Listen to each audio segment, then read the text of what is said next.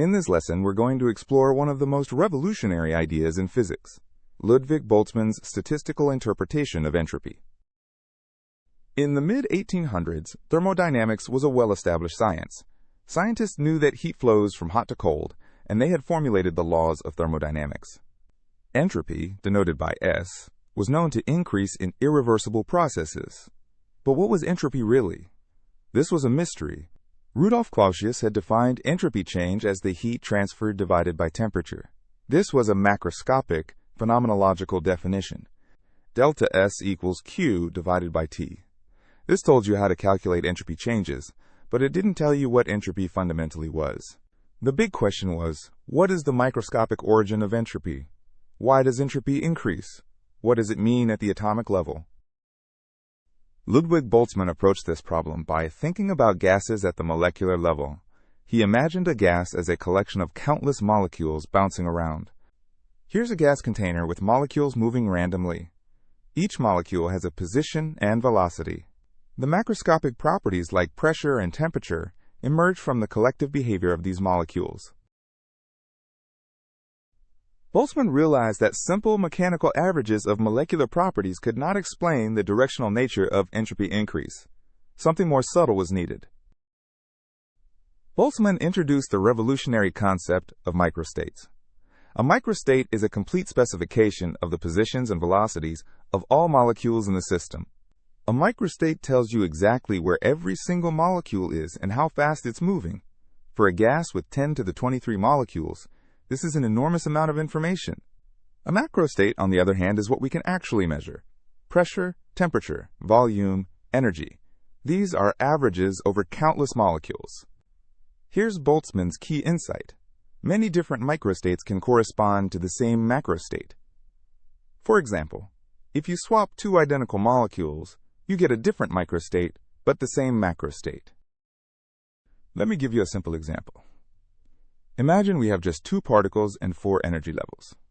Each particle can be in any energy level. Here are four energy levels. Let's say the total energy of the system is 2 units. We need to place two particles such that their energies add up to 2.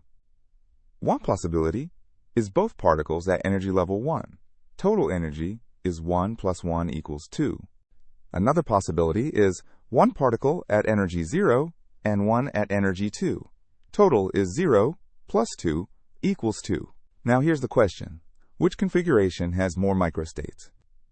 If the particles are distinguishable, configuration 2 has 2 microstates, because particle A could be at 0 or at 2.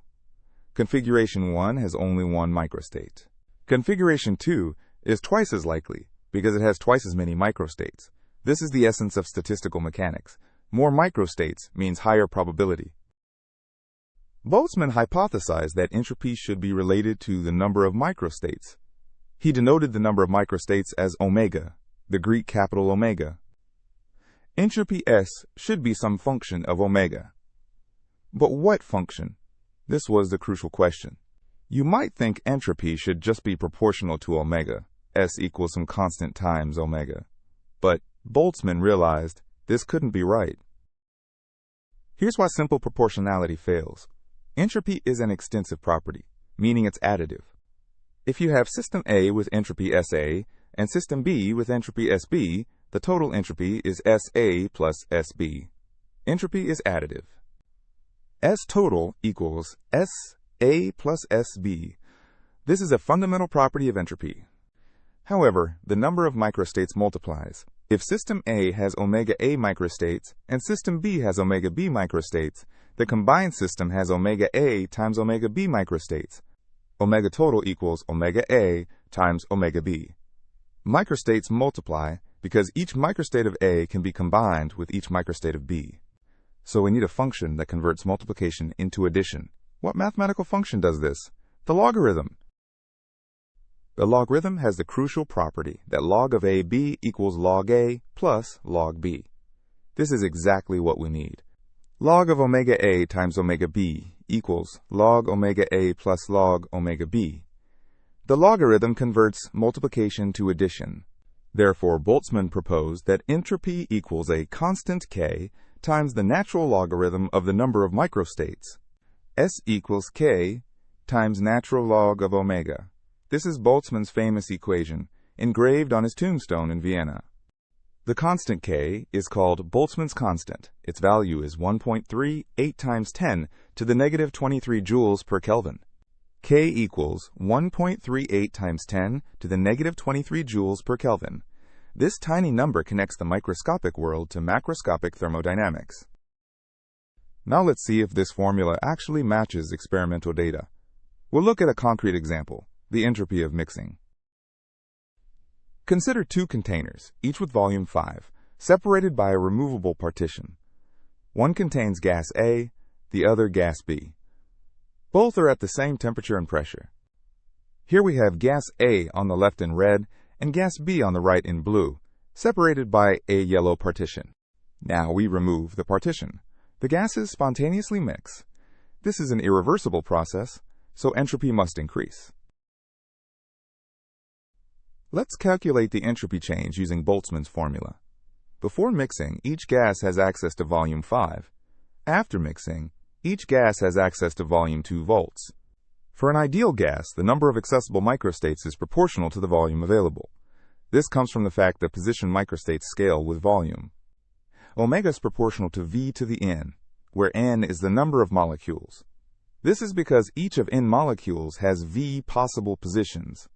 So entropy equals K times log of E to the n, which equals Nk times log V.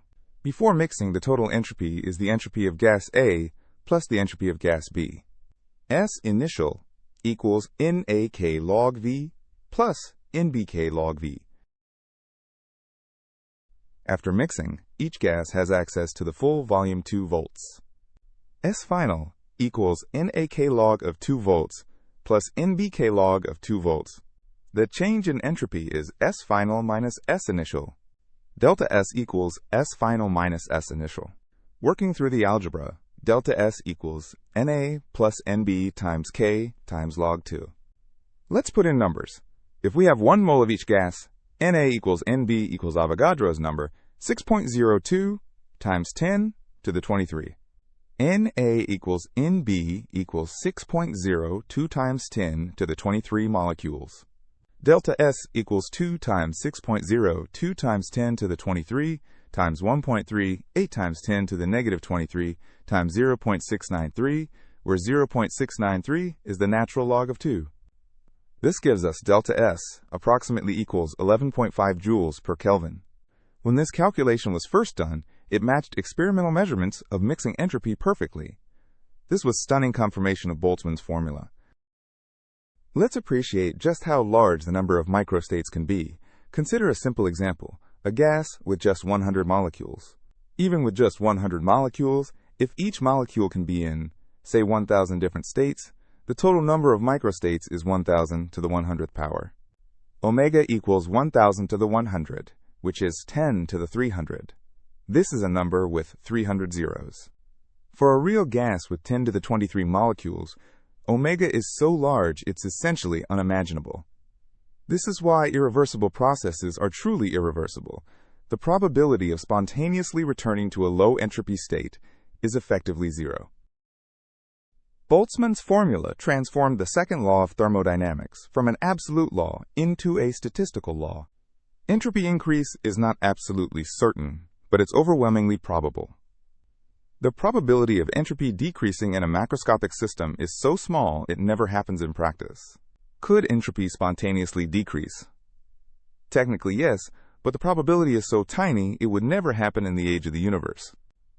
The probability of a spontaneous entropy decrease is approximately e to the negative delta S over k. For macroscopic systems, this is exponentially small. Let's estimate the probability of spontaneous unmixing in our previous example. We found delta S equals 11.5 joules per Kelvin. The probability is approximately e to the negative 11.5 divided by 1.38 times 10 to the negative 23. This equals e to the negative 8.3 times 10 to the 23. This is an incomprehensibly small number. This probability is so close to zero that for all practical purposes, spontaneous unmixing will never happen. This is why the second law appears absolute in everyday experience. Boltzmann's formula has deep connections to modern information theory. Claude Shannon later showed that entropy in thermodynamics and information entropy have the same mathematical form. Entropy can be interpreted as a measure of our missing information about the system's microstate. High entropy means we have very little information about which specific microstate the system is in. A low entropy state is highly ordered. If you know the macrostate, you know a lot about the microstate. High entropy means maximum disorder and minimum knowledge. Boltzmann's ideas were revolutionary and controversial. Many physicists of his time, including Ernst Mach, rejected the atomic theory altogether. Remember, in the 1870s and 1880s, the atomic hypothesis was not universally accepted. Some physicists viewed atoms as merely useful fictions, not real entities. Boltzmann defended atomism vigorously, arguing that the success of statistical mechanics in explaining thermodynamics was evidence for the reality of atoms.